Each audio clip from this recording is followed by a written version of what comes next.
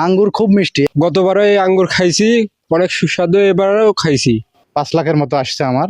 এবছর আশা করছি যে মোটামুটি ভালো আউটপুট আসবে ইনশাল্লাহ। এখনই খাইলাম, কিনেও খাইছি। কেনাটা থেকে আমি মনে করি আমাদের এইখানকার আঙ্গুরটা অনেকটা সুস্বাদু। অনেক আঙ্গুরই দেখছি আমি, তবে দেশি আঙ্গুর অন্য অন্য এলাকায় টক লাগে, এই আঙ্গুরটা খুব মিষ্টি। তবে আমাদের এই এলাকায় এই জায়গাটায় বলতে কি এই বাগানে অনেক মিষ্টি আঙ্গুর পাওয়া যায়, আর অনেক রকম আঙ্গুরের গাছ পাওয়া যায়, চারা পাওয়া যায়। সব সময়ের জন্যই পাওয়া যায় না অবশ্য, এটা মৌসুম আছে, মৌসুমকালেই পাওয়া যায় শুধু। আঙ্গুর খুব মিষ্টি, আঙ্গুর এখনো খাইলাম আমি, এখনো খুব মিষ্টি।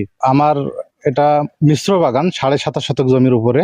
আঙ্গুর আছে প্রায় 30 জাতের, এরপর 50 জাতের আমার আনার আছে, সাথে রামবুটান আছে, সৈদি খেজুরও লাগানো আছে।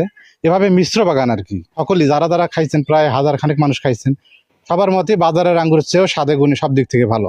এই আমার গত বছর মোটামুটি প্রায় সব মিলিয়ে ফল, চারা, আদার্স সবকিছু মিলে মোটামুটি 5 লাখের মতো আসছে আমার।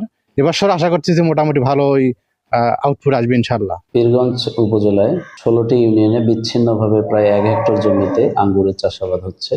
এর মধ্যে বাইকুনুর, জার্মান গ্রিন, একোলো এই জাতগুলোর মিষ্টতা আসতেছে।